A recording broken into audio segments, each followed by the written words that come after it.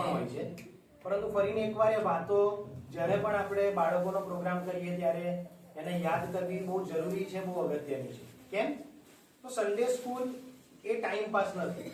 કદાચ ઘણી બધી વાર ઘણા લોકો, આપણી મંડળીમાં તો નહીં પણ કદાચ ઘણા બધા લોકોની માન્યતા એવી પણ હોય કે બાળકો નીચે જ્યારે મુખ્ય સંદેશને સેવા ચાલતી હોય એમાં બોર ના થઈ જાય, કંટાળો ના આવે માટે એમને સન્ડે સ્કૂલમાં મોકલી દેવાય.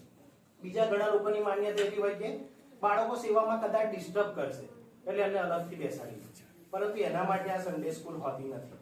જો આપણે એનો કંઈ ઇતિહાસ જોઈએ તો 16મી સદીમાં ઇંગ્લેન્ડની અંદર 25% જ લોકો ધનવાન હતા અને એ સમયે ત્યાં ફાઇનાન્શિયલ ક્રાઇસિસ ચાલતા હતા અને માટે ઘણા બધા લોકો ઇંગ્લેન્ડમાં, આપણે જાણીએ છીએ, ઘણા બધા લોકો ઉપર ગુલામી તેઓએ કરી અને ઘણા બધા ગુલામો અલગ અલગ દેશથી ઇંગ્લેન્ડમાં હતા. હવે થતું કેવું હતું, તો તેઓ ગુલામ તરીકે ઇંગ્લેન્ડ દેશમાં જતા, ત્યાં ગુલામ તરીકે તેઓને 18 કલાક કામ કરાવવામાં આવતું અને તેઓ થાકી જતા અને રવિવારે પણ તેઓને રજા નહોતી મળતી. જે ધનાઢ્ય લોકો હોય એમને રવિવારે રજા હોય, તેઓ નામ પૂરતા ચર્ચમાં જતા હતા, પરંતુ તેઓનું જીવન, પ્રેક્ટિકલ લાઈફ ચર્ચમાં જાય એવા હતી નહીં. એટલે એક બાજુ ધનાઢ્ય લોકો પણ પાપમાં જીવતા હતા અને બીજી બાજુ જે ગુલામી હતા તે લોકો આ રવિવારે શું કરતા? શહેરોમાં અને ઘરોમાં, ધનાઢ્ય લોકોના ઘરોમાં જઈને ચોરી કરતા અને લૂંટ મચાવતા અને હરેક દુષ્ટતા ત્યાં વધતી હતી. અને આ એક વ્યક્તિએ બધું જોયું અને એ વ્યક્તિ એક રિપોર્ટર હતા, એક પત્રકાર હતા. એમને આ બધું જોઈને દયા આવી અને એમનું નામ હતું રોબર્ટ રેક્સ. આ રોબર્ટ રેક્સે આ બધું જ જોયું કે આ તો કેવો સમય છે, સમાજ અને દુનિયા અને આ બધું ખરાબ થઈ રહ્યું છે અને માટે એમને બોજ હતો, માટે એમણે પ્રભુને પ્રાર્થના કરી અને એમનો એક મિત્ર થોમસ હતો, એમને પણ આ વાત જણાવી અને પછી તેઓ એક ઝુંબેશ શરૂ કરી અને તે સર્વ આવા ગરીબ ગુલામ જે ચોરી કરતા હતા એ સર્વ બધા બાળકોને બોલાવતા ગયા, તેમને એકઠા કરતા ગયા અને પ્રભુ ઈસુનું વચન અને બાઇબલનું શિક્ષણ તેમણે આપવાનું શરૂ કર્યું. અને રવિવારના દિવસે સન્ડે રજા હોય અને માટે સ્કૂલમાં ભેગા થાય અને માટે આનું નામ સન્ડે સ્કૂલ પડ્યું. 1780માં એક નાનકડા ઘરમાં અને એના નાના કિચનમાં 12 બાળકો ભેગા થયા અને ત્યાં રોબર્ટ રેક્સ એમણે આ સન્ડે સ્કૂલ શરૂ કર્યું. એટલા માટે સન્ડે સ્કૂલને શરૂઆતના દિવસોમાં કિચન સ્કૂલ પણ કહેવામાં આવતી હતી. રોબર્ટ રેક્સ એક વાત માનતા હતા કે આ નાના બાળકોના મન એ જાણે કે પલાળેલા સિમેન્ટના જેવો છે. જેમ પલાળેલા સિમેન્ટમાં કોઈ વસ્તુ મૂકો તો એની છાપ એમાં રહી જાય છે, એમાં બાળકોના મન પણ પલાળેલા સિમેન્ટ જેવા છે. આ વાત રોબર્ટ રેક્સને ખ્યાલ હતી અને તે એવું માનતા હતા અને માટે અલગ અલગ જગ્યાઓમાં બાળકોની તેમણે આ સેવાઓ શરૂ કરી. અને આ સમય દરમિયાન રોબર્ટ રેક્સની મજાક પણ ઘણા લોકો ઉડાવતા હતા. લોકો એમને કહેતા કે રસ્તાનો કચરો ઘરમાં લાવે છે, એટલે કે જે રસ્તામાં, ફૂટપાથ પર બાળકો, ગરીબો અને જે લૂંટ મચાવનારા એમને ઘરમાં લાવવાના. આ તો રસ્તાનો કચરો રોબર્ટ રેક્સ ઘરમાં લાવે છે અને રોબર્ટ રેક્સ પોતાનો સમય બરબાદ કરી રહ્યા છે. પરંતુ રોબર્ટ રેક્સ સતત પ્રાર્થનાવાદી જીવન, સતત બાળકો મધ્ય કામ અને આના જવાબમાં પ્રભુએ કામ કર્યું અને અંદાજિત 50 વર્ષમાં લગભગ 20 લાખ બાળકો સન્ડે સ્કૂલમાં આવતા થયા અને લગભગ અંદાજિત 7125 સન્ડે સ્કૂલ ઇંગ્લેન્ડના ખૂણે ખૂણામાં શરૂ થઈ ગઈ અને એનો વ્યાપ વધતો ગયો.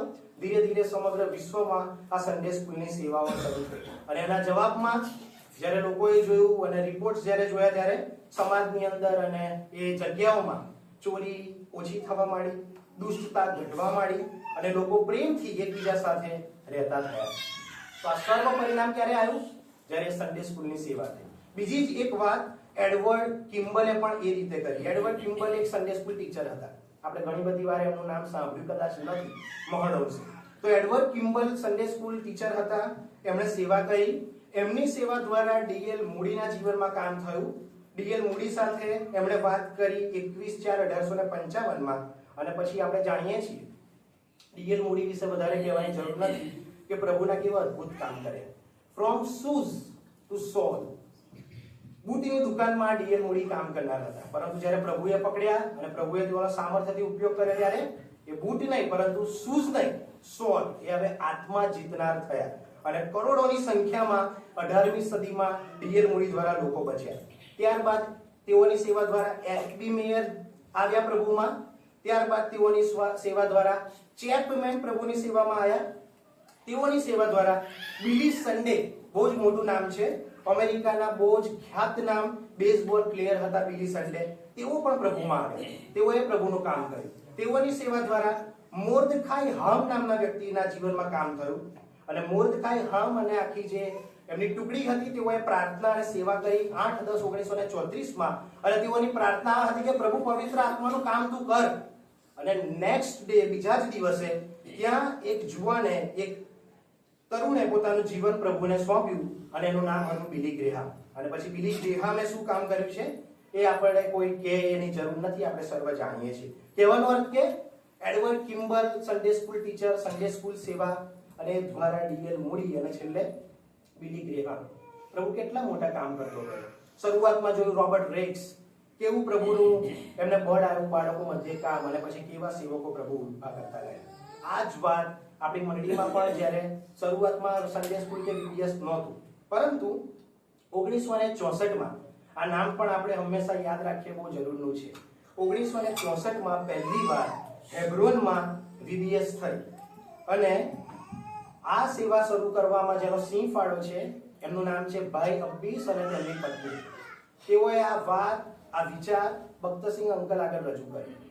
અને કહેતા આપણને બહુ જ આનંદ થાય છે, આપણી મંડળીમાં જે સન્ડે સ્કૂલની સેવા શરૂ થઈ વીબીએસ ને બધી, એમાં પહેલું સન્ડે સ્કૂલનો કોઈ વિદ્યાર્થી, first student of Sunday school એ ભક્તસિંહ અંકલ પોતે હતા.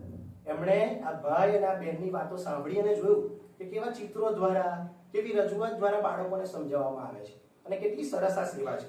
અને માટે 1964 માં પહેલી વાર ભાઈ અબ્બીસ અને તેમના પત્ની અને સર્વ સાથી વિશ્વાસીઓના પ્રયત્ન દ્વારા આ સેવા શરૂ થઈ. તો જ્યારે પણ આપણે આ પ્રોગ્રામ કરીએ ત્યારે આ બધા નામ, રોબર્ટ રેક્સ હોય, એડવર્ડ કિમ્બલ હોય, ભક્તસિંહ અંકલ હોય, ભાઈ અબ્બીસ અને તેમના પત્ની હોય, આ નામ આપણે સદાય સ્મરણમાં રાખીએ. અને બીજી વાત, આપણા ઘરમાં આપણે બીજા કરતા કેમ અલગ છે? કદાચ બધા બહુ જવાબ આવી શકે કે આપણે બીજા કરતા આવું અલગ છે, પણ જો એક વાતમાં કહીએ તો કે આપણી મંડળીમાં આપણે જે કંઈ પ્રભુનું વચન બાઇબલ કહે છે એ પ્રમાણે કરીએ છીએ. આપણા મંડળીમાં કોઈ માણસોના સિદ્ધાંત નથી, ભાઈઓને આમ, બહેનોને આમ, કે વગેરે વગેરે માનવીય જે બધી બાબતો એ આપણા મંડળીમાં નથી. એટલે અને થોડા દિવસ પહેલા અમે સંગતમાં પણ જોતા હતા, આપણી મંડળીમાં ભાઈ પ્રવીણે કીધેલું આ પ્રમાણે, મને યાદ છે, આપણી મંડળીમાં આપણે વચન વારાફરતી વાંચીએ છીએ. આપણી મંડળીમાં એક સિસ્ટમ છે. કેમ? આ બધાનું કારણ કે આપણે વચન સિવાય વાત કરતા નથી.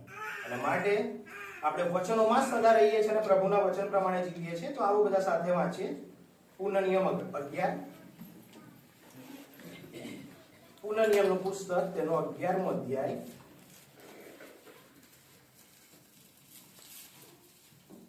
એની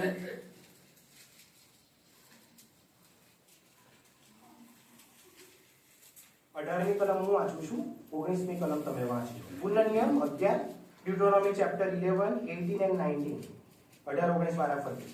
માટે આ મારા વચનો તમે તમારા હૃદયમાં તથા તમારા મનમાં સંગ્રહી રાખો, અને તમે તેમને નિશાની તરીકે તમારા હાથ પર બાંધો, અને તમે તમારી આંખોની વચ્ચે તેઓને કપાળ ભૂષણ તરીકે રાખો.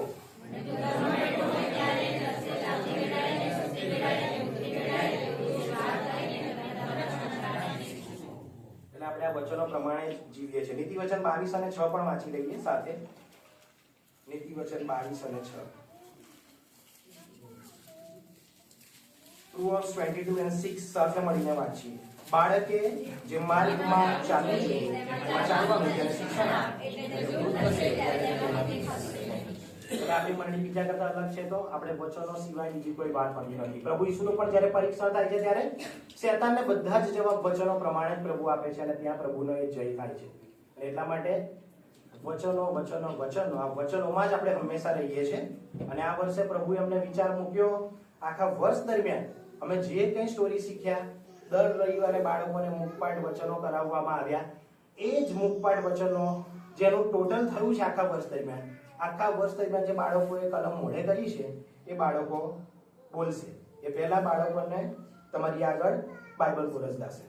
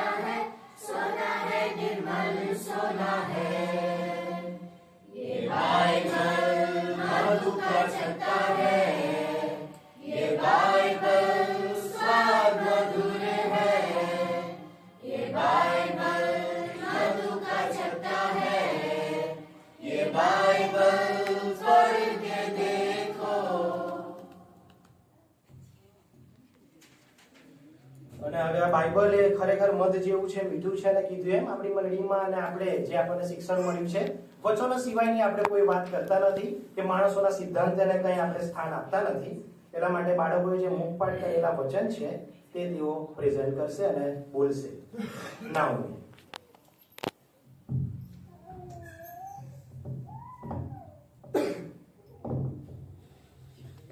સર્વને જય મસીહ. કિસ્સા 27. યહોવા મારું પાળક છે, તેથી મને કશી ખોટ પડશે નહીં. તે લીલા બીડવામાં સુવારે છે, તે શાંત પાણીની પાસે મને દોરી જાય છે. તે મારા આત્માને તાજો કરે છે. પોતાના નામની ખાતર તે મને ન્યાયપૂર્ણ માર્ગે ચલાવે છે. જો કે મરનારની છાયાની ખીણમાં હું ચાલું તો એ ઉકઈ ભૂંડાઈથી બીજની, કેમ કે તું મારી સાથે છે. તારી લાકડી થતા તારી છડી મને દિલાસો દે છે. મારા શત્રુઓને દેખતા તું મારે વાસ્તે વાળું તૈયાર કર્યું છે. તે મારા માથા પર તેલ ચોળ્યું છે. મારો પ્યાલો ઉભરાઈ જાય છે. નિશ્ચય મારી જિંદગીના સર્વ દિવસો પર્યંત ભલા તથા દયા મારી સાથે આપશે, અને હું સદાકાળ સુધી યહોવાના ઘરમાં રહીશ.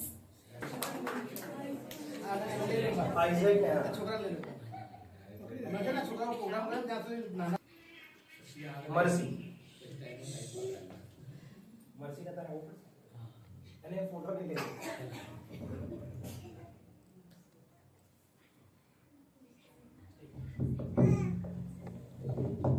સર્વને જય મસીહ. મોટો કાર્ડ 2025 ના વચનો.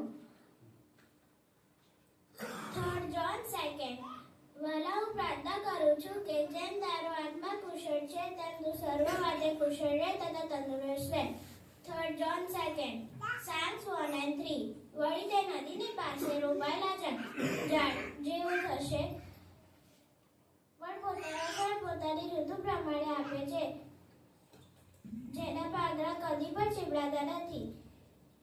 વળી જે કંઈ તે કરે છે તે સફળ થાય છે. Psalms 1 and 3. નહેમ્યા 2:20. ત્યારે મેં તેઓને ઉત્તર આપ્યો કે આકાશનો દેવ અમને ફતેહ આપશે, માટે અમે તેના સેવકો બાંધકામ શરૂ કરીશું. પણ તમારો કોઈ હિસ્સો કે હક કે સ્મારક યરૂશાલેમે નથી, એ જાણજો. નહેમ્યા 2:20. નિત્ય પ્રાર્થના કરો. 1 થેસ્સા 5:17. પણ પવિત્ર આત્મા તમારા પર આવશે ત્યારે તમે સામર્થ્ય પામશો, અને યરૂશાલેમમાં, આખા યહૂદયામાં, સમૃદ્ધમાં તથા પૃથ્વીના છેડા સુધી તમે મારા સાક્ષી થશો. પ્રેરિતોના કૃત્ય 1:8. મારા બાપના ઘરમાં રહેવાના ઠેકાણા ઘણા છે, નહીં તો હું તમને કહેત, કેમ કે હું તમારે માટે જગા તૈયાર કરવાને જાઉં છું. યોહાન 14:2. તેને આપણા પર આપણે પ્રેમ, કેમ કે તમે કૃપાથી વિશ્વાસ દ્વારા તારણ પામેલા છો, અને એ તમારાથી નથી, એ તો દેવનું દાન છે. એફએસસી 2:8. આપણે પ્રેમ રાખીએ છીએ કેમ કે પ્રથમ તેણે આપણા પર પ્રેમ રાખ્યો. 1 યોહાન 4:19. તેનામાં તો જ્ઞાન તથા બુદ્ધિનો સર્વ સંગ્રહ ગુપ્ત રહેલો છે. કલોસી 2:3. તે તેને કહે છે કે હા, પ્રભુમાં વિશ્વાસ રાખ્યો છે કે તું દેવનો દીકરો ખ્રિસ્ત જે જગતમાં આવનાર છે તે જ છે. યોહાન 11:27.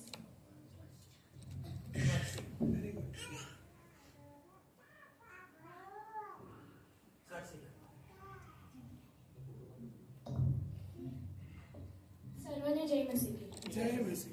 અને ઈશ્વરે આવીને તેઓને કહ્યું કે આકાશમાં તથા પૃથ્વી પર સર્વ અધિકાર મને અપાયો છે. મેથ્યુ 28:18. અને દાઉદે નાથાનને કહ્યું કે મેં યહોવાને વિરુદ્ધ પાપ કર્યું છે. અને નાથાને દાઉદે કહ્યું કે યહોવાએ પણ તારું પાપ દૂર કર્યું છે, અને તું મરીશ નહીં. 2 Samuel 12:30. યેશુ ખ્રિસ્ત ગઈકાલે, આજે અને સદાકાળ એવો ને એવો જ છે. હેબ્રુસ 13:8. અને દાઉદે તેને કહ્યું કે બીમાં, કેમ કે તારા બાપ યોનાથાનની ખાતર હું નક્કી તારા પર કૃપા રાખીશ, ને તારા દાદા શાઉલની સગળી જાગીર હું તને પાછી આપીશ, ને તું મારી મેજ પર હંમેશા ભોજન કરજે. 2 Samuel 9:7. પાપનું ક્ષણિક સુખ ભોગવવા કરતાં તેના લોકોના સાથે દુઃખ ભોગવવા તેને વિશેષ પસંદ કર્યું છે. હેબ્રુસ 11:25. અને તેને કહ્યું કે હે યહોવા, મારા ધણી ઇબ્રાહીમના દેવ, હું તારી વિનંતી કરું છું કે આજે મારું કામ સફળ કર, ને મારા ધણી ઇબ્રાહીમ પર દયા કર. જેનેસિસ 24:12. અને તેને કહ્યું કે આખા જગતમાં જઈને આખી સૃષ્ટિને સુવાર્તા સુવાર્તા પ્રગટ કરો ને જે કોઈ વિશ્વાસ કરશે ને બાપ્તિસ્મા લે તે તારણ પામશે ને જે કોઈ વિશ્વાસ ના કરે તે અપરાધી થશે. માર્ક 16:15-16. માણસોની ચાકરી નહીં પણ જાણે તે પ્રભુની હોય તેમ સમજી ખુશીથી કરો. એફએસી 6:7. આપણે તેની કૃતિ છે અને સારી કરણીઓ કરવાને ખ્રિસ્ત ઈસુમાં આપણને ઉત્પન્ન કરવામાં આવ્યા ને એ સારી કરણીઓ વિશે દેવે અગાઉથી એમ ઠરાવ્યું કે આપણે તે પ્રમાણે ચાલીએ. એફએસી 6:7. એફએસી 2:10. જાગતા રહો અને પ્રાર્થના કરો કે તમે પરીક્ષણમાં ના આવો. આત્મા તત્પર છે કરો પણ શરીર અબળ છે. માથી 26:41. પણ દેવ પાસેથી આવેલું કોઈ પણ વચન પરાક્રમ વગરનું નહીં થશે. લુક 1:37. કોઈ રથ ઉપર ભરોસો રાખે છે તો કોઈ ઘોડા ઉપર, પણ આપણે આપણા દેવ યહોવાના નામનું સ્મરણ કરીશું. ગીતશાસ્ત્ર 20:7. પણ આપણે આપણા પ્રભુ તથા તારનાર ઈસુ ખ્રિસ્તની કૃપા તથા જ્ઞાનમાં તમે વધતા જાઓ. બીજો પિતર 3:18. જે મને સામર્થ આપે છે તેની સહાયતાથી હું બધું કરી શકું છું. ફિલિપીઓને પત્ર 4:13. સર્વને જય મસીહ. ત્યારે આપણે શું કહીએ? કૃપા અધિક થાય માટે શું આપણે પાપ કર્યા કરીએ? ન, એવું ન થાવ. આપણે પાપના સંબંધમાં મૂકવા તો પછી એમાં કેમ જીવીએ? રોમનોને પત્ર છે 1:2. એ માટે દયા પામવાને તથા અગત્યને પ્રસંગે સહાયને સારું કૃપા પ્રાપ્ત કરવાને આપણે હિંમતથી કૃપાશની પાસે આવીએ. હિબ્રુ 4:16. જે કંઈ તારા મોંમાંથી નીકળ્યું હોય તે તું પાડ અને અમલમાં આણ. એટલે યહોવા તારા દેવની પ્રત્યે જે માનતા તે લીધી હોય, એટલે જે ઐચ્છિકાપણાનું વચન તે તારા મુખથી આપ્યું હોય તે પ્રમાણે કર. હુન્નનિયમ 23:23. ત્યારે મેં તેઓને ઉત્તર આપ્યો કે આકાશનો દેવ અમને ફતેહ આપશે, માટે અમે તેના સેવકો બાંધકામ શરૂ કરીશું, પણ તમારો કોઈ હિસ્સો કે હક કે સ્મારક યરૂશાલેમમાં નથી એ જાણજો. નહેમ્યા 2:20. અને એમ થયું કે 430 વર્ષ પૂરા થયા તે જ દિવસે એમ થયું કે યહોવાના સર્વ સૈન્ય મિસ્ર દેશમાંથી નીકળી ગયા. નિર્ગમન 12:41. છોકરા, તમે દરેક બાબતમાં તમારા મા બાપની આજ્ઞાનું પાલન કરો, કેમ કે તે પ્રભુને ગમે છે.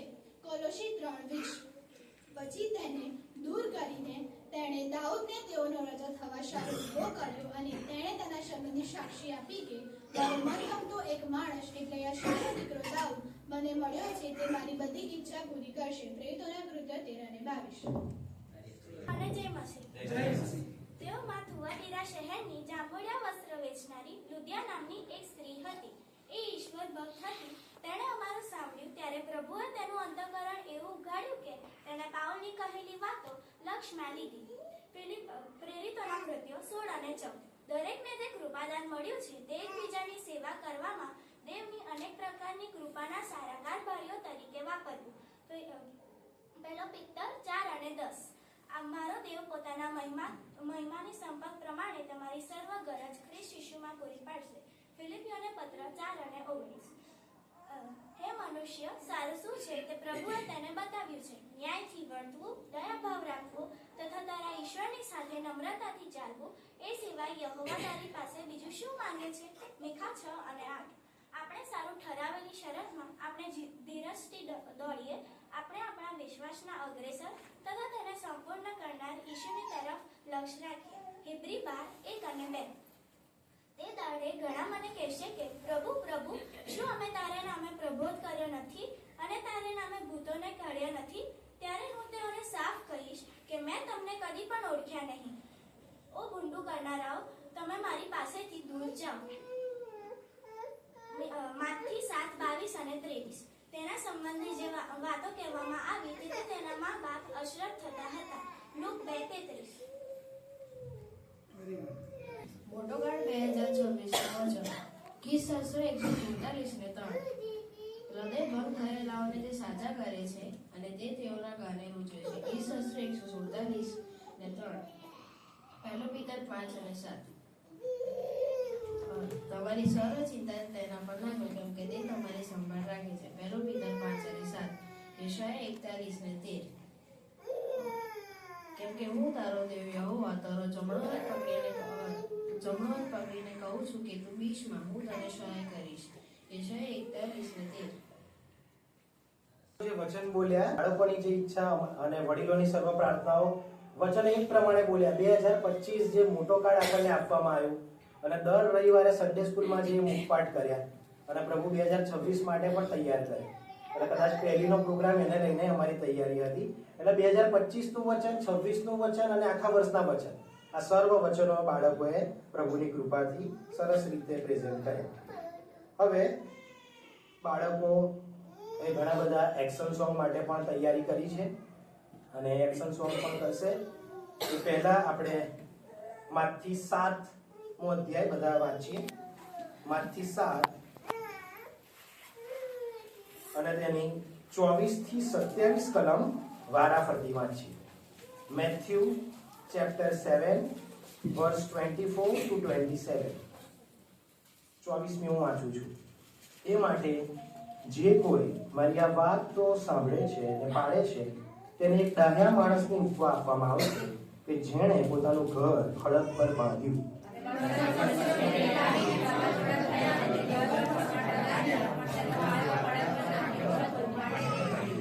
અને જે કોઈ મારી આ વાતો સાંભળે છે અને પાળતો નથી તેને એક મૂળ ઉપમા આપવામાં આવશે કે જેણે પોતાનું ઘર રેતી પર બાંધ્યું.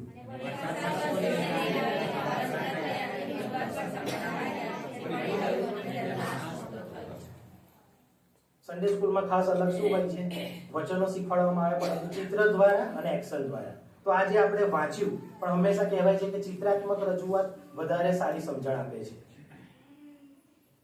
ચિત્રાત્મક રજૂઆત વધારે સારી સમજણ આપે છે.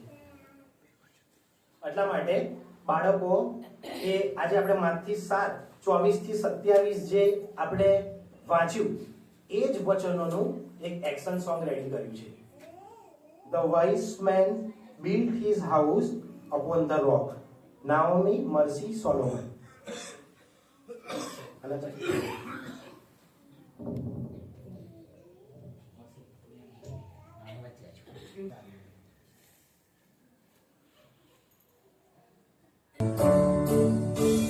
The wise man built his house upon the rock. The wise man built his house upon the rock. The wise man built his house upon the rock, and the rains came tumbling down. The rains came down and the floods came up. The rains came down and the floods came up. The rains came down and the floods came up, and the house on the rock stood firm.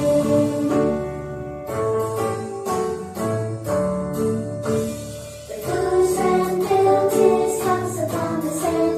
The foolish man built his house upon the sand. The foolish man built his house upon the sand, and the rains came tumbling down.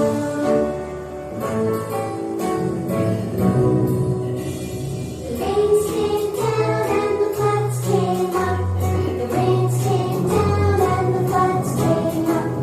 The rains came down and the floods came up, and the house on the sand went splat.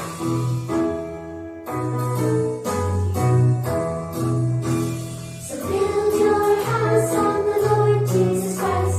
So build your house on the Lord Jesus Christ. So build your house on the Lord Jesus Christ, and the blessings will come down. The blessings come down as the prayers go up. The blessings come down as the prayers go up. The blessings come down as the prayers go up. So build your house on the Lord.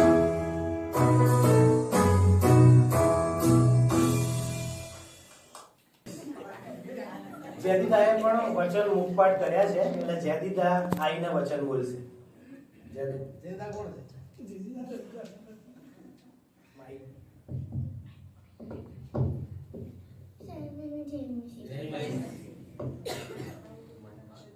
મનમાં જેવું છે તેઓને ધન્ય છે, કેમ કે તેઓ દેવને જોશે.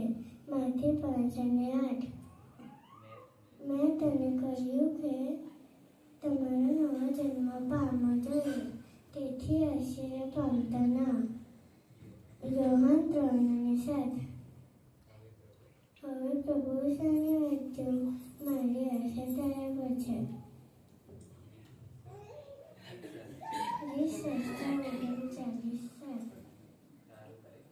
તારું ભજન મારું તારું જે વચન છે તે તારા સેવકના લાભમાં ધાર કર. કેમ કે તારા જે અપમાન છે વિવેક સાથે મારાથી દૂર કર. કેમ કે તારા વચનો ઉત્તમ છે. હું તારા શાસનોની અભિલાષા રાખું છું. તારા પરંપરાની હોય. લૂક 11:33-36 આપણે વારાફરતી વાંચીએ. 33ની કલમ હું વાંચું છું. કોઈ માણસ દીવો સળગાવીને ભોંયરામાં કે માપ તળે તેને મૂકતો નથી, પણ દીવી પર મૂકે છે એ માટે કે માહે આવનારાઓ તેનું અજવાળું જુએ.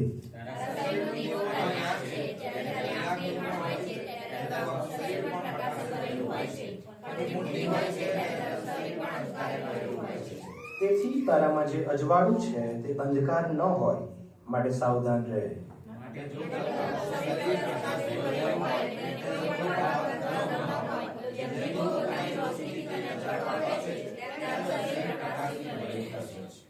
અને આ લૂક 11:33-36 આ વચનો ઉપર એક એક્શન સોંગ છે, બધા બાળકો કરશે. એના શબ્દ આ છે, એક છોટા દિયા યીશુ કા.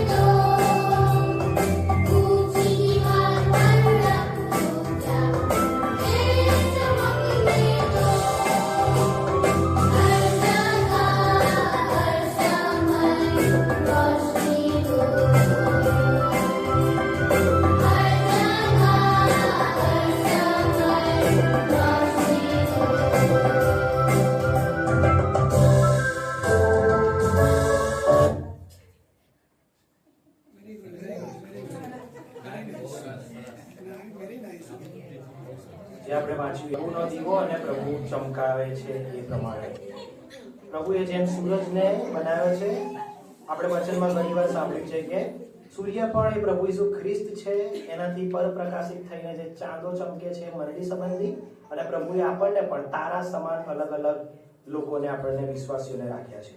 એ જ પ્રમાણે બાળકોએ બીજું એક્શન સોંગ રેડી કર્યું છે. આપણે બધા જાણીએ છીએ ઉત્પત્તિના પુસ્તકમાં નૂહની જે આખી વાર્તા છે એના ઉત્પત્તિના 6થા અધ્યાયમાં તેની આમ તો 14 થી 22 વાંચવી જોઈએ, પરંતુ સમયના અભાવે આપણે નહીં વાંચીએ.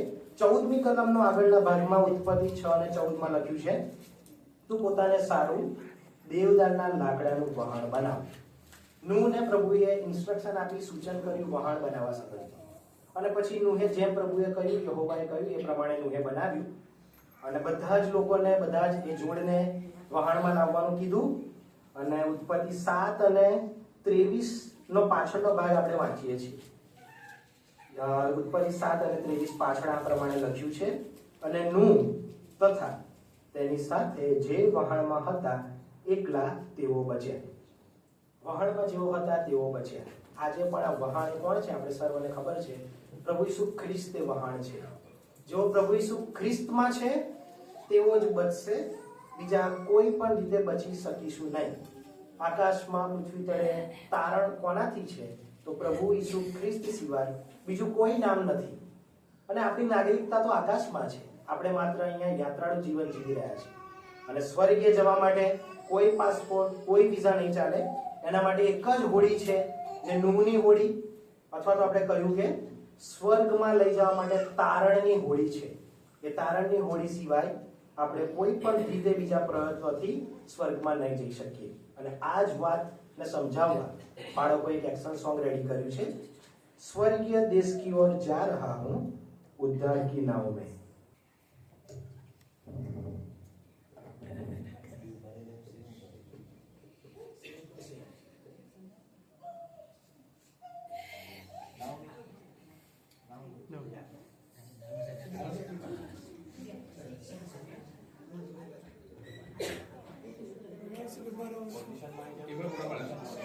હા, ફોટો પાડે છે. મારા પછી ચાલુ કરો. Okay, start. स्वर्गीय देश की ओर जा रहा हूँ, उधार की नाव में, मैं उधार की नाव में. स्वर्गीय देश की ओर जा रहा हूँ, उधार की नाव में, मैं उधार की नाव में.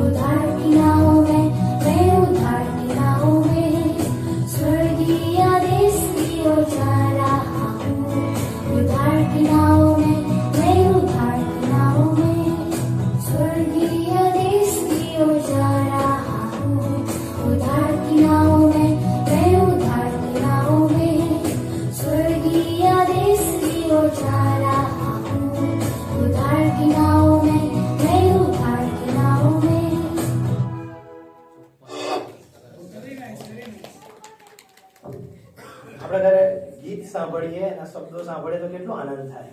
સ્વર્ગનું એક કેવું દ્રશ્ય હશે, અને કારણ જે વચનમાં લખ્યું છે, જેવાના આંખે જોયા નથી અને કાને સાંભળ્યા નથી, માણસોના હૃદયમાં જે બેઠા નથી, એવાના સ્વર્ગમાં હશે. ત્યાં યર્દન નથી, જ્યાં કોઈ શોક નથી, રુદન નથી. ત્યાં પ્રભુ ઈસુ ખ્રિસ્તનો પ્રકાશિત ચહેરો, એમને જોઈને આપણે આનંદિત અને સદા પ્રભુ ઈસુ ખ્રિસ્તની સાથે રહીશું. પણ ક્યારે? સ્વર્ગીય દેશ કી ઓર જા રહા હું, ઉદ્ધાર કી નાઉં મેં. તારણ સિવાય બીજો કોઈ રસ્તો છે જ નહીં. એટલે હજુ પણ જો તારણ ન પામ્યા હોઈએ, અથવા તો આપણા સગા સંબંધીઓમાં, તો આપણો આજે આ જ બોજ હોવો જોઈએ. આ બાળકોના ગીત દ્વારા તારણ, ઉદ્ધારની હોડી, એમાં નૂહને જે બોજ હતો એ જ બોજ આપણને હોવો જોઈએ. કારણ કે જો તારણની હોડીમાં જે વહાણમાં હતા તેઓ બચ્યા.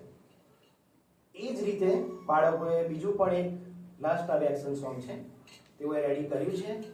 અને કયા વચન પર રેડી કર્યું છે વાંચીએ. અને માથીની સુવાર્તા તેનો 5મો અધ્યાય તેની 13-14 કલમ વારાફરતી વાંચીએ. 13મી હું વાંચું છું. Matthew chapter 5 verse 13 and 14. માથી 5, 13, 14. તમે જગતનું મીઠું છો, પણ જો મીઠું બેસ્વાદ થયું હોય તો તે સાથી ખારું કરાશે, બહાર ફેંકાવા તથા માણસોના પગ તળે છુંદાયા વગર તે બીજા કંઈ કામનું નથી.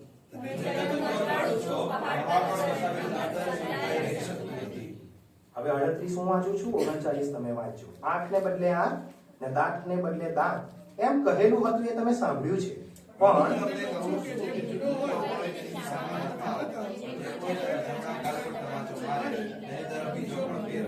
43 થી 45 વાળા ફરતી વાંચીએ. તું તારા પડોશી પર પ્રીતિ કર ને તારા વેરી ઉપર દ્વેષ કર, એમ કહેલું હતું એ તમે સાંભળ્યું છે.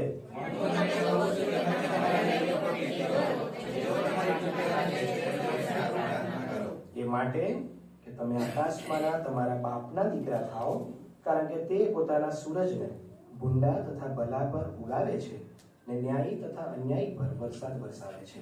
માથી 5, 13, 14, 38, 39, 43, 44 ને 45 આ વચનો વાંચ્યા. એને બાળકો એક એક્શન સોંગ દ્વારા બતાવશે, અને એક્શન સોંગ છે તુમ જગત કી જ્યોતિ હો.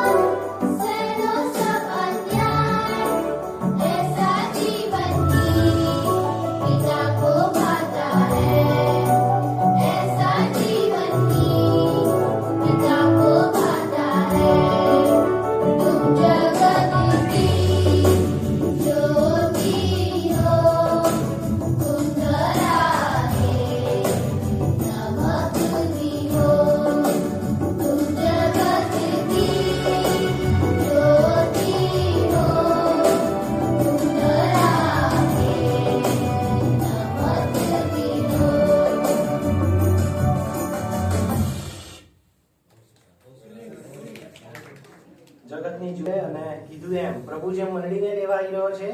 પ્રભુની અપેક્ષાઓ બહુ જ ઊંચી છે. આપણે કદાચ વિચારીએ બહુ લિમિટેશનમાં સારું વિચારીએ, પરંતુ ગીતમાં શું છે? ગાઈ લેવું કે વાંચી લેવું કે સાંભળી લેવું ઈઝી છે, પરંતુ ગાલની સામે ગાલ ધરવો અને આંખને બદલે આંખ આપણે બદલો ન લેવો, પ્રભુની અપેક્ષાઓ બહુ ઊંચી છે. અને પ્રભુ એવી જ મંડળી, એબ રહિત, કરચલી વગરની, ડાઘ વગરની છે, એને લેવાને બહુ જલ્દીથી આવી રહ્યો છે. આપણે જે આપણા દેશમાં પણ અને આપણા આસપાસમાં પણ જે સમૂહ થઈ રહ્યા છે અને જોઈ રહ્યા છે, પ્રભુનું આગમન આ બતાવે છે કે બહુ જ નજીક છે. ત્યારે જ્યોતિ સમાન આપણા સર્વના જીવન હોય. આ બધા એક્શન સોંગ પૂરા થયા. એ જ રીતે બાળકોએ એક વોકલ સોંગ પણ રેડી કર્યું છે. આ વોકલ સોંગ કેવી રીતે રેડી કર્યું છે? તો અમે સન્ડે સ્કૂલમાં ક્રમશઃ ન્યાયાધીશો સંબંધી સ્ટોરી જોઈ ગયા છે, અને એક્શન સોંગમાં આ વર્ષ દરમિયાન બાળકો જે શીખ્યા છે, અને પ્રભુએ અલગ અલગ સમયમાં ન્યાયાધીશો ઊભા કર્યા અને એના ઇઝરાયેલી લોકને બચાવતો હતો. તો ક્રમશઃ આ ન્યાયાધીશોની નામાવલી અને દેવે તેઓ દ્વારા કેવું કામ કર્યું, કેવી રીતે કામ કર્યું, ઇઝરાયેલીઓને શત્રુની ગુલામગીરીમાંથી કેવી રીતે છોડાવ્યા, એ ગીત તેઓ ગાઈને સંભળાવશે. લગભગ આ ગીતમાં 15 ન્યાયાધીશો સંબંધી વાત ગીત આપણે સાંભળીશું. Vocal song, call the જજીસ.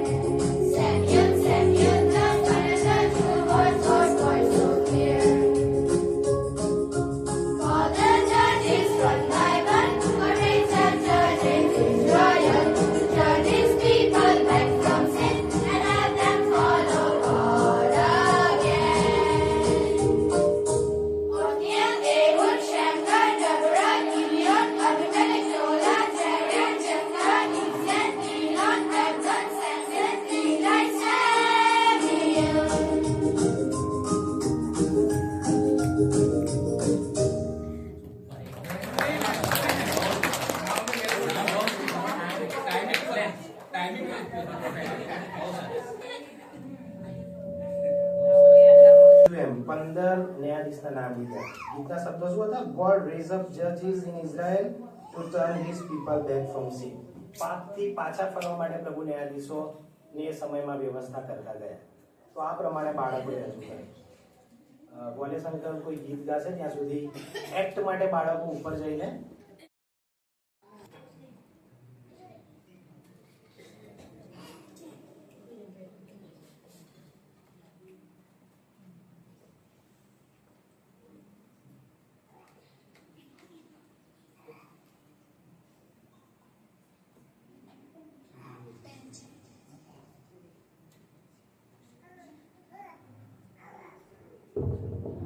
Okay, બધાએ વેટ કર્યું એના માટે થેન્ક યુ.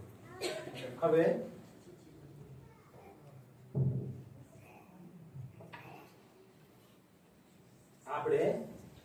બાળકોએ જે એક્ટ તૈયાર કર્યું છે એ સંબંધી જોવાના છે.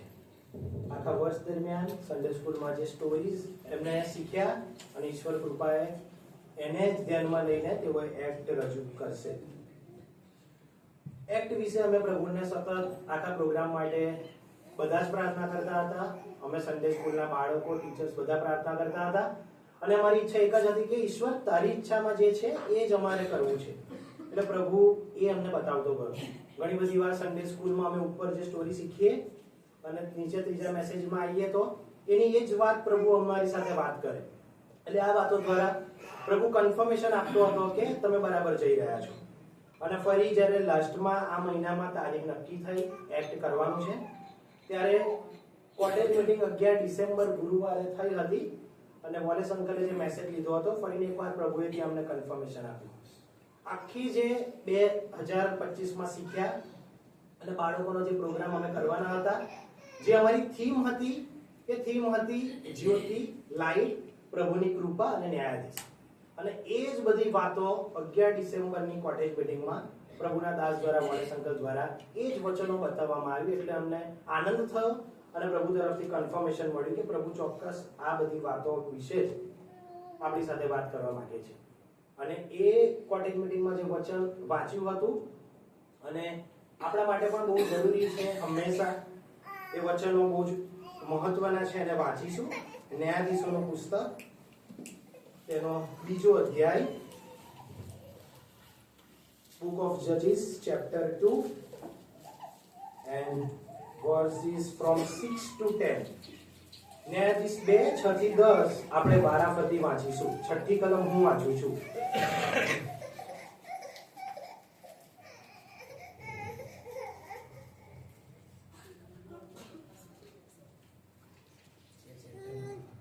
ન્યાયાધીશ 2, 6 થી 10 વારાફરતી. હવે યહોશુઆએ લોકોને વિદાય કર્યા પછી દેશનો વારસો લેવાને સર્વ ઇઝરાયલ પુત્રો પોતપોતાના વતનમાં ચાલ્યા ગયા.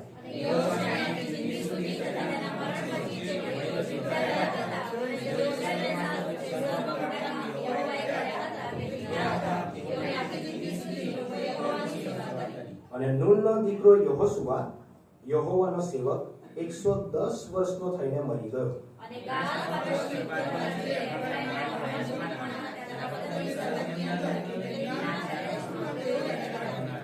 અને તે આખી પેઢી પણ પોતાના પિતૃઓની સાથે મળી ગઈ અને તેઓના પછી એક એવી પેઢી ઉત્પન્ન થઈ કે જે યહોવાને તથા ઇઝરાયલને સારું તેણે જે કામ કર્યું હતું તે પણ જાણતી નહોતી. આપણે પ્રાર્થનામાં પણ સાંભળીએ છીએ, બાળકોનો પ્રોગ્રામ શરૂ કર્યો પહેલા પણ ભાઈ પ્રવીણ દ્વારા જે ઇન્સ્ટ્રક્શન એ જ હતી કે આવનાર સમયમાં મંડળી તૈયાર, ભવિષ્ય તૈયાર, આત્મિક રીતે બળવાન. તો એના માટે જરૂરી શું છે કે ભૂતકાળ અને ઇતિહાસ, પ્રભુના કામો આવનારી પેઢી એ ભૂલી ના જાય. અને માટે પ્રભુએ આ પેઢીને સન્ડે સ્કૂલ દ્વારા જે સ્ટોરીઝ શીખવી છે, જે વચનો શીખવ્યા છે, એ જ વાતો તમારી આગળ એક્ટ સ્વરૂપે પ્રેઝન્ટ કરવાના છે. ગ્રેસ.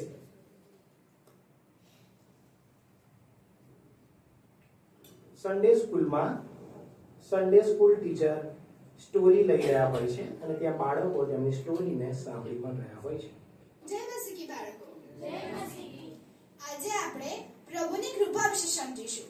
તમે શું સમજો છો? પ્રભુની કૃપા એટલે શું?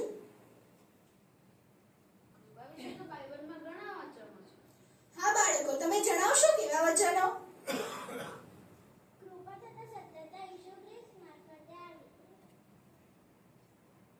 આપણે સર્વ તેની ભરપૂરીમાંથી કૃપા પર કૃપા પામેલા છે. તમે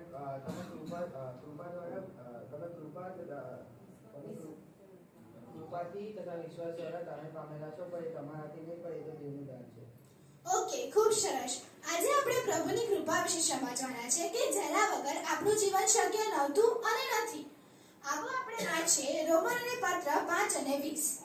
વળી અપરાધ અધિક થાય તે માટે નિયમશાસ્ત્રએ પ્રવેશ કર્યો, પણ જ્યાં પાપ અધિક થયો ત્યાં કૃપા તેથી વિશેષ અધિક થઈ. શું વારંવાર ભૂલ અને પાપ કર્યા છતાં કૃપા થઈ જ રાખે છે? હા બાળકો, કેમ કે આપણો દેવ કૃપાળુ છે. અને તમે આ સમયચક્ર જોઈ શકો છો. ઇઝરાયલ પુત્રોએ યહોવાની દ્રષ્ટિમાં જે ભૂંડું હતું તે કર્યું અને યહોવાને રોષ ચડાવ્યો ત્યારે યહોવાએ તેમને શત્રુના હાથમાં સોંપી દીધા. પણ જ્યારે ઇઝરાયલ પુત્રોએ પોકારને પસ્તાવો કર્યો ત્યારે યહોવાએ તેમનું સાંભળીને ન્યાયાધીશ ઊભો કરતો રહ્યો અને તેમને છોડાવ્યા અને દેશમાં શાંતિ સ્થપાતી રહી. ન્યાયાધીશોના સમય તેમાં વળી દેવની કૃપા. હા હા બાળકો, અને આજે આપણે ઇઝરાયલ પુત્રોએ યહોવાની દ્રષ્ટિમાં જે ભૂંડું હતું તે કર્યું અને ઇઝરાયલ પુત્રોને યહોવાએ મોઆબના રાજા એગ્લોનના હાથમાં સોંપી દીધા. પણ જ્યારે ઇઝરાયેલે ફરીને એકવાર યહોવાની દ્રષ્ટિમાં ભૂંડું કર્યું અને માટે યહોવા રોષે ચડાયા અને મોઆબના રાજા એગ્લોનને ઇઝરાયેલની સામે બળવાન કરવામાં આવ્યો.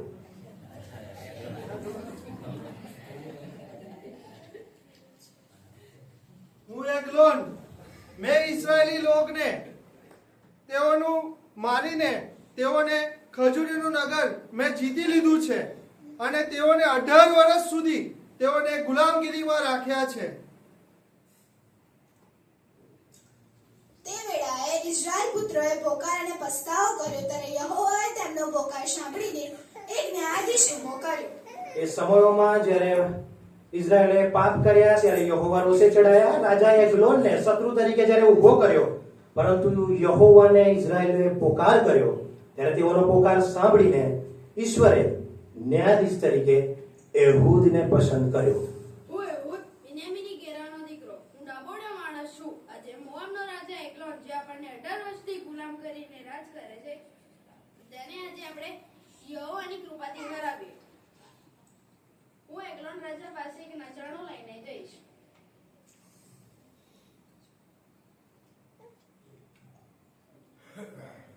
મારા માટે 1 હાથ લાંબી 2 ધરી કટાર આપો.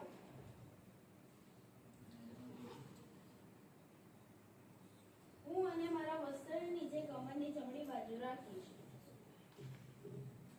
કોઈ જોઈ ના જાય, જેથી કોઈને ખબર ના પડે. કોઈ જોઈ ન જાય માટે વસ્ત્રની જમણી બાજુ કમરની નીચે તેણે કટારને છુપાવી અને નજરાણું લઈને તે એગ્લોન પાસે જાય છે.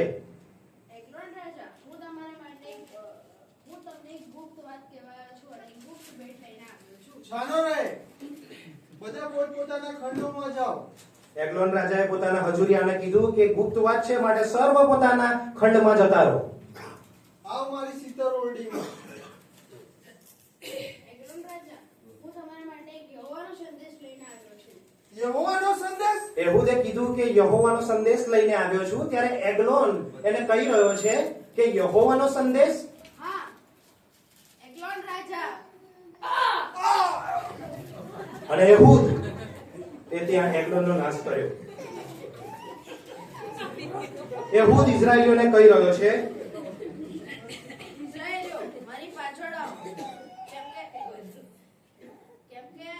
આજે તમને 18 વર્ષથી ગુલામ કરીને રાજ કરનાર મોઆબનો રાજા એગ્લોન, એને યહોવાએ તમારા હાથમાં સોંપી દીધો છે. એગ્લોનનો નાશ થાય છે એહૂદ દ્વારા. તમે જોયું કેવું આ ચક્ર? ઇઝરાયલ પુત્રોએ યહોવાની દ્રષ્ટિમાં જે ભૂંડું હતું તે કર્યું ત્યારે યહોવાએ તેમને મોઆબના રાજા એગ્લોનના હાથમાં સોંપી દીધા. પણ જ્યારે ઇઝરાયલ પુત્રોએ પસ્તાવો અને પોકાર કર્યો ત્યારે યહોવાએ તેમનો પોકાર સાંભળીને એક ન્યાયાધીશ તરીકે એહૂદને ઊભો કર્યો અને દેશમાં 80 વર્ષ સુધી શાંતિ રહી. પણ ફરી ઇઝરાયલ પુત્રોએ યહોવાની દ્રષ્ટિમાં જે ભૂંડું હતું તે કર્યું ત્યારે યહોવાએ તેમને હાશોરમાં રાજ કરનાર કનાનના રાજા યાબીનના હાથમાં વેચી દીધા અને તેનો સેનાપતિ વિદેશી હશરેતનો રહેવાસી સિસરા હતો. તે વેળાએ ઇઝરાયલ પુત્રોએ પસ્તાવો અને પોકાર કર્યો ત્યારે યહોવાએ તેમનો પોકાર સાંભળીને એક ન્યાયાધીશ ઊભી કરી. એ સમયમાં ફરીને એકવાર આ ચક્ર ચાલ્યા જ કરે છે. ઇઝરાયેલીઓ પાપ કરે, માફી માંગે, પ્રભુ ઊભા કરે અને પછી છોડાવે, પરંતુ ઇઝરાયેલીઓ બાજ નતા આવતા. ફરીવાર પાપ કર્યું, પરંતુ આ વખતે પણ યહોવાની કૃપા થઈ. યહોવાએ ઇઝરાયેલીઓનો પોકાર સાંભળ્યો અને ન્યાયાધીશ તરીકે ઈશ્વરે દબોરાને પસંદ કરી. ગુલાબી રંગની બહુ ડબોરા પ્રભુ દેખા, જેણે મને ઇઝરાયલ પર ન્યાયાધીશ તરીકે ઠરાવે છે. ઇઝરાયલે સાંભળો, શત્રુએ આપણને 20 વર્ષથી ગુલામ બનાવ્યા ને આપણી પર ગુલામ ગુજારી રહ્યા છે. એમને એમની પાસે 900 લોડાનો રથો છે અને તેઓ બળવાન છે. તે માટે બારાકને મારી સમક્ષ હાજર કરો. બારાક,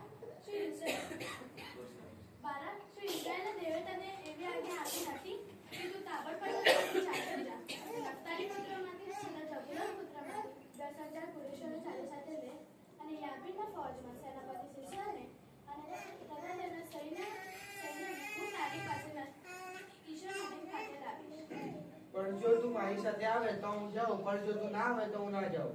હું તારી સાથે ખચીત આવીશ, પરંતુ તું જે કૂચ કરવાનો છે તેમાં તને જસ મળશે નહીં, કેમ કે સ્ત્રીના હાથમાં સિસરાને સોંપી દેશે.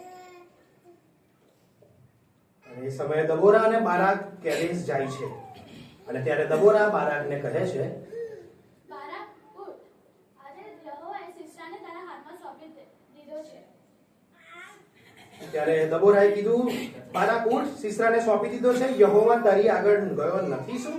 અને ત્યારે સિસરા આ સગળી જ વાત જોઈ રહ્યો છે કે બારાક અને તેનું સૈન્ય એના ઉપર હાવી છે અને પોતાની હાર એને માલુમ પડીને આમ તેમ તે ભાગે છે. સિસરા આમ તેમ ભાગતો આમ તેમ શોધે છે હું ક્યાં જઈને સંતાઈ જાવ, અને એક તંબુમાં સિસરા આવી પહોંચે છે. કોઈ છે? હું યાએલ હેબેનકેનીની વહુ. આવો મારા મોરાબી શિષ્ય. મારી પાસે આવો બીહોમાં. સિસરા યાએલના તંબુમાં જાય છે અને યાએલ ધાબળી આપે છે અને સિસરાને કહે છે આમાં સંતાઈ જાઓ. સિસરા પણ તરસ્યો હોવાથી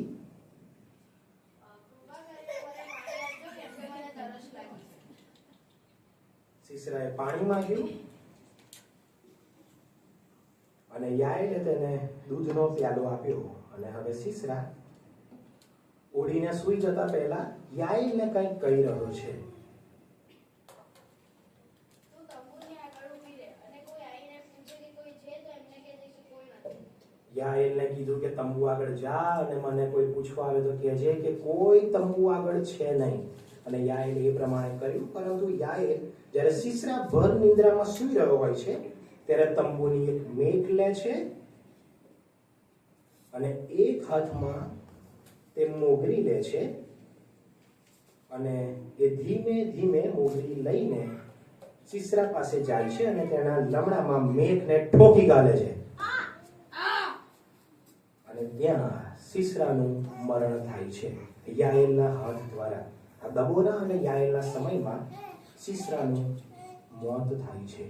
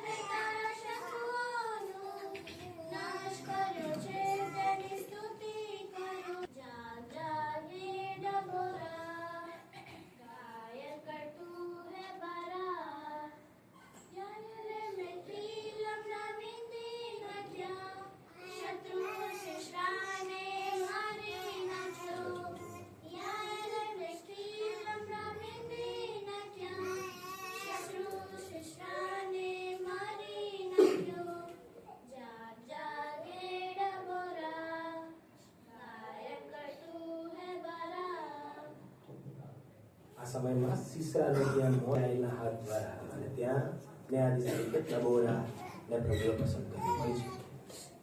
તમે જોયું કેવી રીતે ઇઝરાયલ પુત્રોએ જ્યારે યહોવાની દ્રષ્ટિમાં જે ભૂંડું હતું તે કર્યું, ત્યારે યહોવાએ તેમને વિદેશી હશરતનો રહેવાસી કનાનના રાજા યાબીનના હાથમાં સોંપી દીધા. પણ જ્યારે ઇઝરાયલ પુત્રોએ પસ્તાવો અને પોકાર કર્યો ત્યારે યહોવાએ તેમનો પોકાર સાંભળીને એક ન્યાયાધીશ ઉભો કર્યો અને દેશમાં તેમને છોડાવ્યા અને દેશમાં 40 વર્ષ સુધી શાંતિ રહી. પણ ફરી ઇઝરાયલ પુત્રોએ યહોવાની દ્રષ્ટિમાં જે ભૂંડું હતું તે કર્યું, ત્યારે યહોવાએ તેમને 7 વર્ષ સુધી મિદ્યાનીઓના હાથમાં સોંપી દીધા. મિદ્યાનીઓ અમાલેકીઓ અને પૂર્વ દિશાના લોકો આવતા તેમના પાકનો નાશ કરતા અને તેમના ઊન, બળદ, ઘેટા સર્વનો નાશ કરતા અને તેમની સંપત્તિ લૂંટી લેતા હતા. તેમની પાસે તીડ માફક સૈન્ય અને પુષ્કળ ઊંટો હતા. ઇઝરાયેલની અવસ્થા કંગાળ થઈ હતી.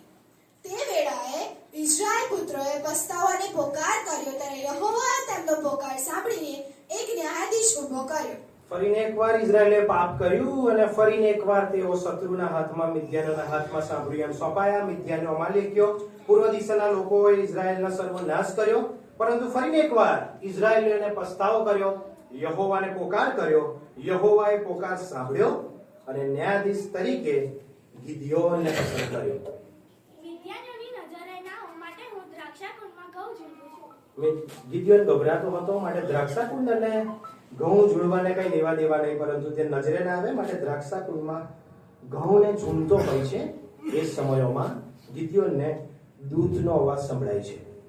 પરાક્રમી શૂરવીર, યહોવા તારી સાથે છે. મારા ધણી, જો યહોવા અમારી સાથે હોય તો અમારે માથે આ સર્વ વિપત્તિઓ કેમ આવી પડે છે? યહોવા અમને મિસ્રમાંથી કાઢી નથી લાવ્યો શું? એમ કહીને જે અમારા પિતૃઓ તેના ચમત્કાર વિશે અમને કહેતા હતા તે ક્યાં છે? પણ અત્યારે તો યહોવાએ અમને તજી દીધા છે અને મિદ્યાનીઓના હાથમાં સોંપી દીધા છે. જ્યારે ગિદિયોને આવું કહ્યું ત્યારે એને પ્રત્યુત્તરમાં ફરી દૂતનો અવાજ સંભળાયો. તું તારા બળમાં ચાલ્યો જા, એ મિદ્યાનીઓના હાથમાંથી ઇઝરાયલને બચાવ. શું મેં તને મોકલ્યો નથી?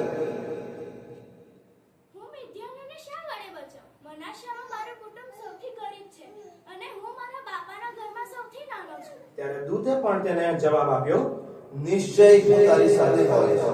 ને તું જાણે એક માણસને મારતો હોય તેમ તું મિદ્યાનીઓને મારશે. ત્યારે ગિદિયોને કહ્યું, તારી દ્રષ્ટિમાં જો હું તારી દ્રષ્ટિમાં કૃપા પામ્યો હોય કે મારી સાથે વાત કરનાર તે તું જ છે, તેનું મને ચિહ્ન દેખાય. હું તારા માટે એક અર્પણ લઈને આવું ત્યાં સુધી તું અહીંયા જ તું. અહીંયા જ થોભવાની વાત કરી ત્યારે દૂતે પણ જવાબ આપ્યો, તું પાછો આવશે ત્યાં લગી હું મને થોભીશ. અને ત્યારે ગિદિયોન જાય છે, અર્પણ લાવે છે, અને અર્પણ જ્યારે લાવે છે ત્યારે દૂતે તે અર્પણને ભસ્મ કર્યા. અને ત્યારે ગિદિયોન કહી ઉઠ્યો, અરે આ તો યહોવાનો દૂત હતો.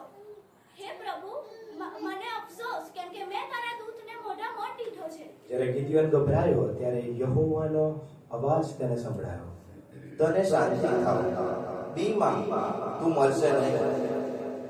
આ યહોવાને સારું વેદી અને તેનું નામ યહોવા શાલે. ત્યારે ગિદિયોને ત્યાં વેદી બાંધી અને તેનું નામ તેણે કહ્યું યહોવા સાલો. ફરીને એકવાર અવાજ ગિદિયોનને સંભળાઈ રહ્યો છે, બાલની વેદી તોડી પાડ, તેની પાસેની અસેરા મૂર્તિ કાપી નાખ. સવારે રખીને મને કોઈ જોઈ જાય, માટે હું આ કામ રાત્રે કરીશ.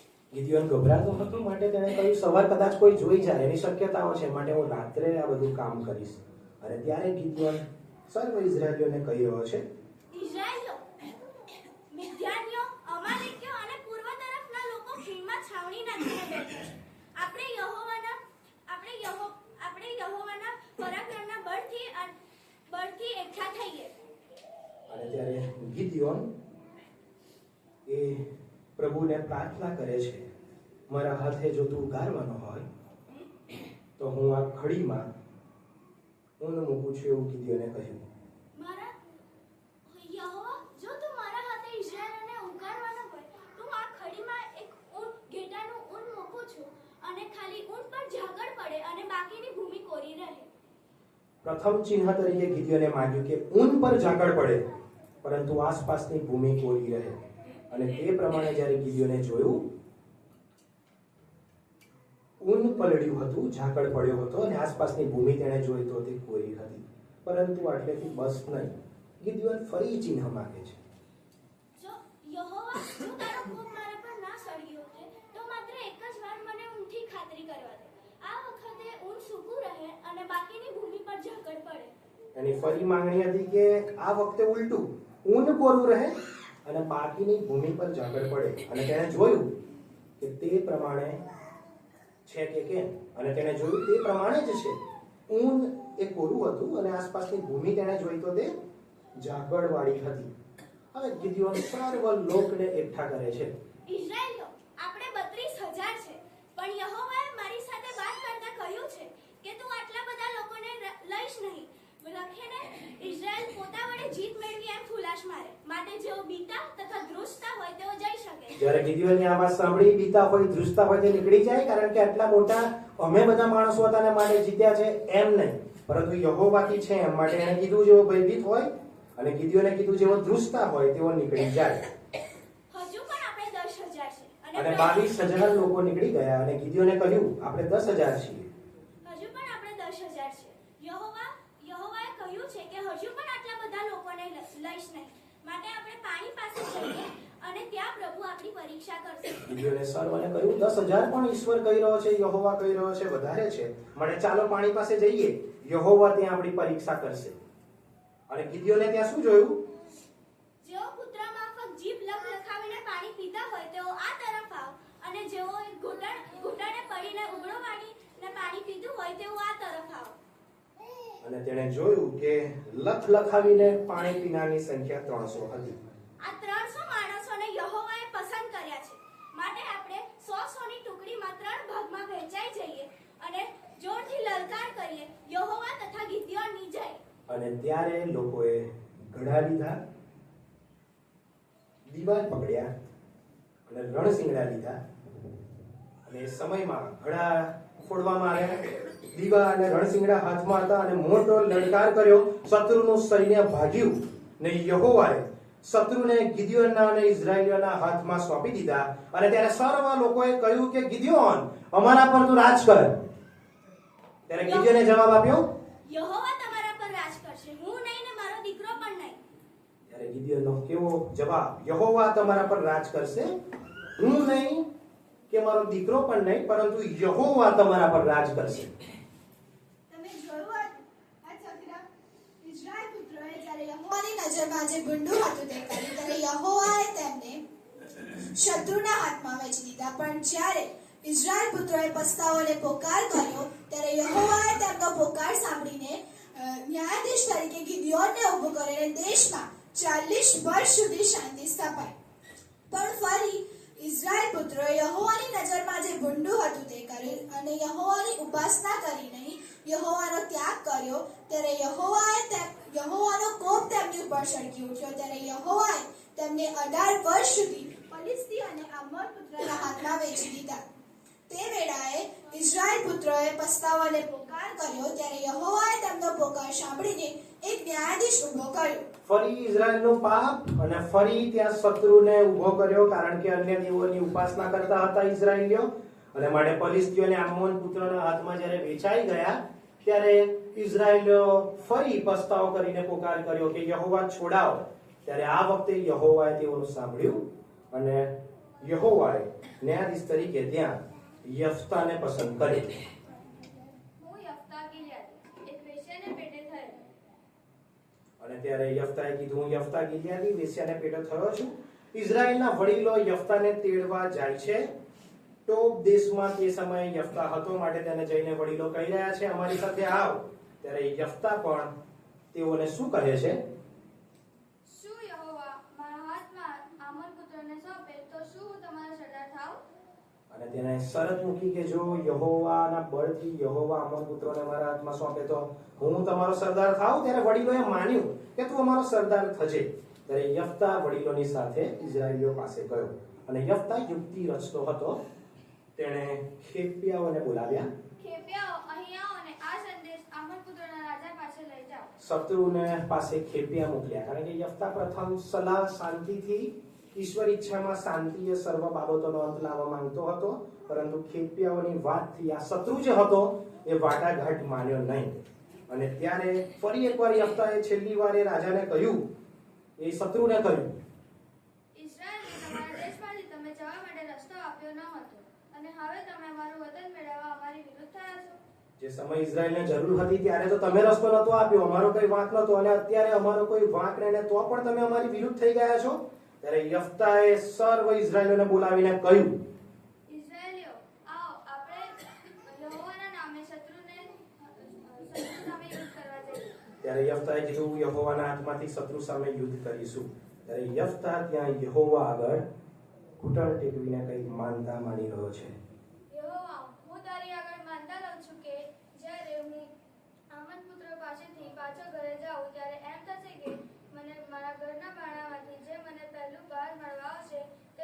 યહોતા અને હું તેનો દહનાર પણ કરીશ. યફતાએ માનતા માની, યહોવા તારી આગળ માનતા લઉં છું, શત્રુઓને હરાવશે અને જો હું જીત મેળવીશ તો ઘરે જઈશ અને જે કોઈ પ્રથમ નીકળશે મારા બારણામાંથી તે યહોવાનું થાય અને તેનું હું દહનાર પણ કરીશ. યફતાએ જીત મેળવી. આમોન પુત્રોનો ત્યાં હાર થાય છે. યફતા પોતાને ઘેર મિસ્પામાં પાછો આવતો હોય છે ત્યારે તેની એકની એક દીકરી ડફ લઈને નૃત્ય કરતી હતી તે પિતાને મળવાને બહાર આવી. હાય મારી દીકરી, તે મને છેક બીક બનાવ્યો છે. મને દુઃખ દેનારા માની એક તું પણ છે.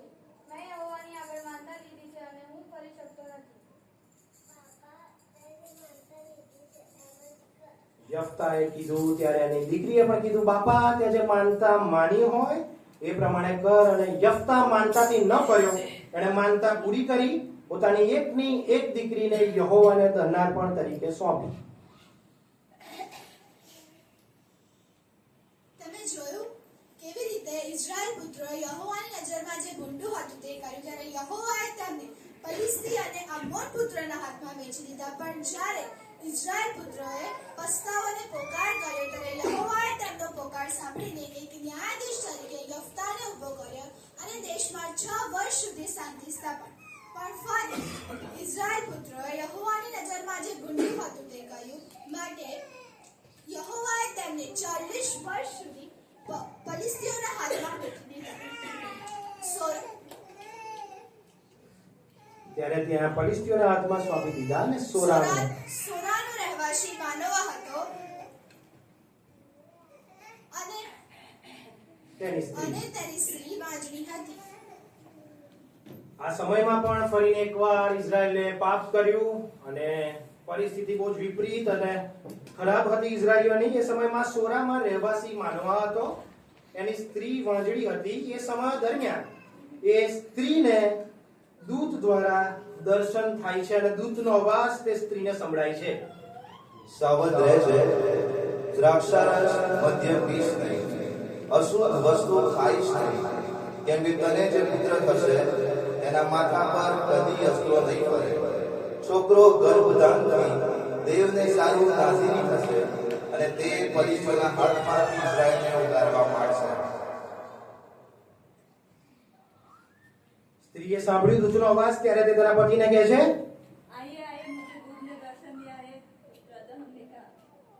સ્ત્રીએ કહ્યું કે દૂતે દર્શન દીધું છે, પુત્ર પ્રસવ વિશે કઈ વાત કરી છે. ત્યારે માનોવાએ કહ્યું, હે યહોવા, તે જે દેવના માણસને મોકલ્યો હતો તેને ફરી એકવાર અમારી પાસે આવવા દે કે જે ઈચ્છા તારી છે, જે પુત્ર જન્મવાનો તેની વિશે અમને તે શીખવે. અને માનોવાએ કીધું કે ફરીવાર દૂતના માણસને, દેવના માણસને મોકલ કે બાળક જન્મશે એના વિશે શું છે અમને શીખવે. સ્ત્રીને ફરી એ જ સમયમાં દૂત દ્વારા દર્શન બીજી વાર થાય છે ત્યારે સ્ત્રી એના પતિને કહી રહી છે, અને ફરીવાર જ્યારે દૂતે દર્શન દીધું ત્યારે માનોવાએ કહ્યું, હે યહોવા, તારા વચન ફળીભૂત થાવ. અને સમયે માનોવાએ કહ્યું, યહોવા તારા વચન ફળીભૂત થાઓ. દૂતે જે પુત્ર પ્રસવ વિશે અગાઉથી કહ્યું હતું એ પ્રમાણે માનોહા અને એની વાંજળી સ્ત્રીને ત્યાં હવે દીકરાનો જન્મ થાય છે. આનું નામ સામસુન. અને માનોહા અને તેની સ્ત્રીએ તે દીકરાનું નામ સામસુન રાખ્યું. અને હવે સમય જતા જતા સામસુન મોટો થઈ રહ્યો છે. સામસુનનો જન્મ અને સામસુન ત્યાં મોટો થઈ રહ્યો છે. હવે સામસુન મોટો હતો. સામસુન એક સમયમાં ફરતો હોય છે, તિમનામાં જતો હોય છે. ત્યાં રસ્તામાં તેને જોવે છે. સામસુન જોઈ રહ્યો છે, સિંહનો ભેટો તેને થઈ પડ્યો.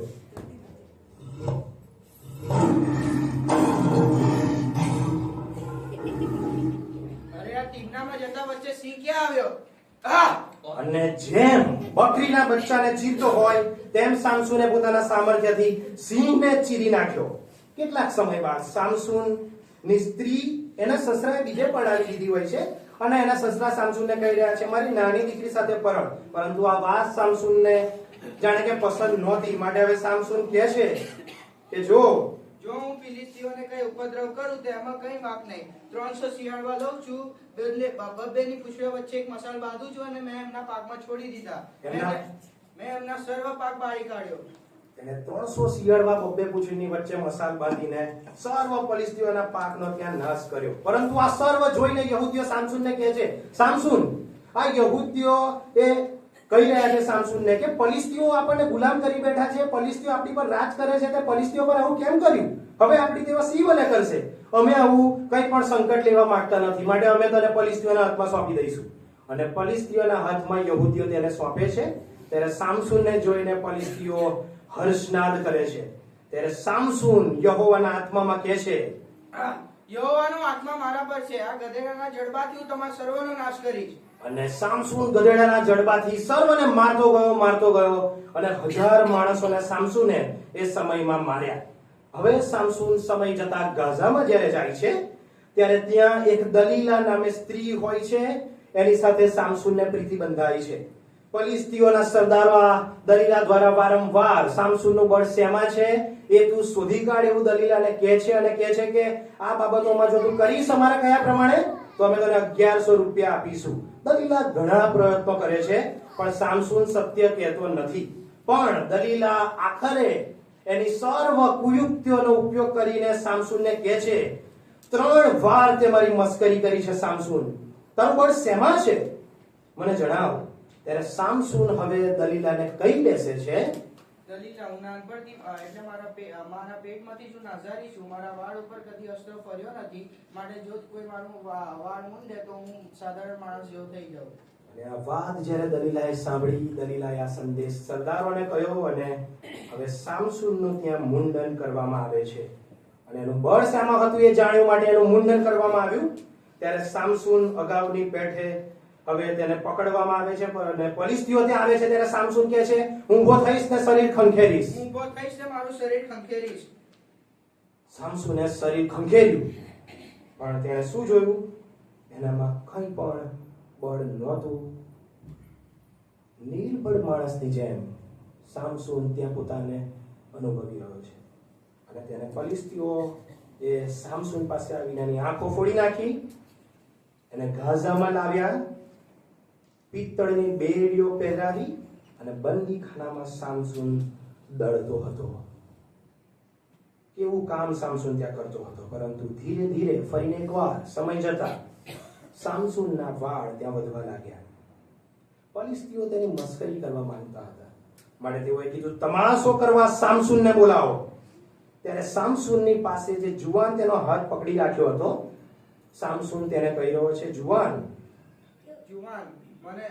મને થાંભલા ઉપર લઈ જા જેમાં આખા ઘરનું આધાર રહેલો છે અને ત્યાં જેનું ટેકો લઈને ઉભો રહું. અને કીધું કે મને ફંપોસીને એ અઢેલી પાસે જવા દે, હું ઉભો રહું. સામસૂનને અઢેલી પાસે ત્યાં ઉભો રહે છે.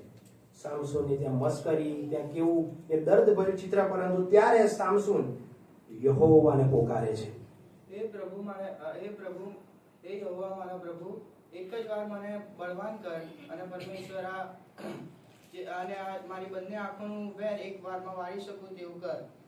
અને સામસૂને કીધું, ફિલિસ્તીઓ સાથે ભલે હું મરી જાઉં. અને ફિલિસ્તીઓ સાથે ભલે હું મરી જાઉં. ત્યારે સામસૂનની પ્રાર્થના યહોવાએ સાંભળી. સામસૂનમાં બળ આવ્યું અને સામસૂને સર્વ લોકને ત્યાં માર્યા. અને આખરે સામસૂનનો પણ ત્યાં મરણ થાય છે.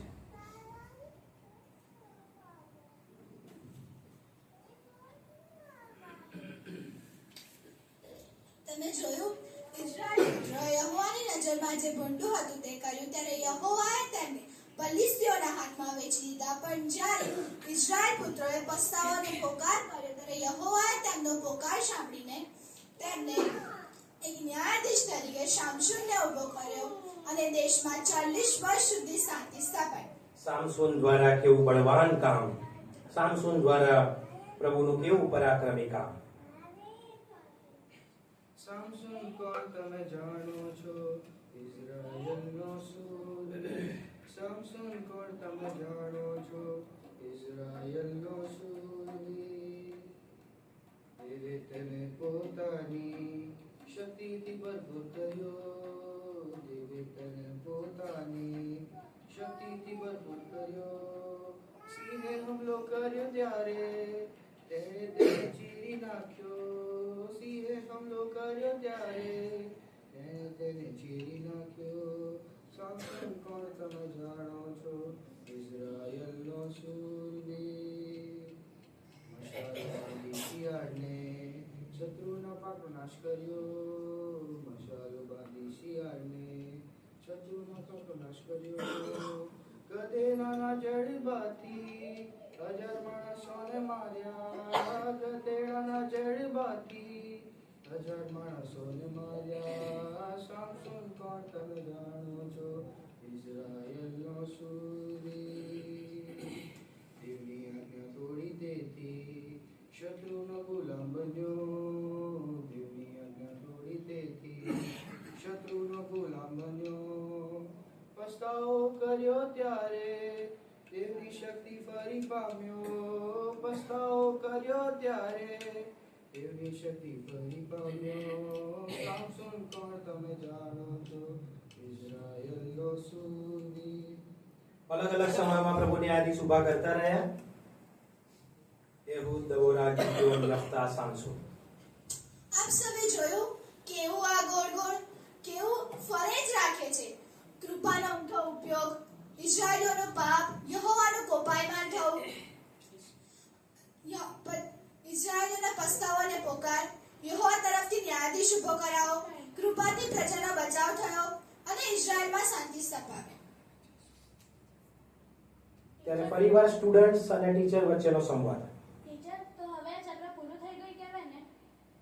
હા ટીચર, બધા લોકો હવે ક્યાં આવું કરે? ના બાળકો, હાલ પણ જાણે આવું જ છે. હાલ પણ આ મંડળીની આવી જ કંઈક દશા છે. કૌટુંબિક જીવનમાં, માનડિક જીવનમાં અને અંગત જીવનમાં પણ. એ પાછું કેવી રીતે? અત્યારે આ ગોળ ક્યાં છે? હવે આપણે ક્યાં કૃપાનો અંગઠો ઉપયોગ કરી રહ્યા છે? ના, હજી પણ આ જ ગોળ હજી પણ આ જ ચક્ર ફરે જ રાખે છે. કૃપાનો દુરુપયોગ.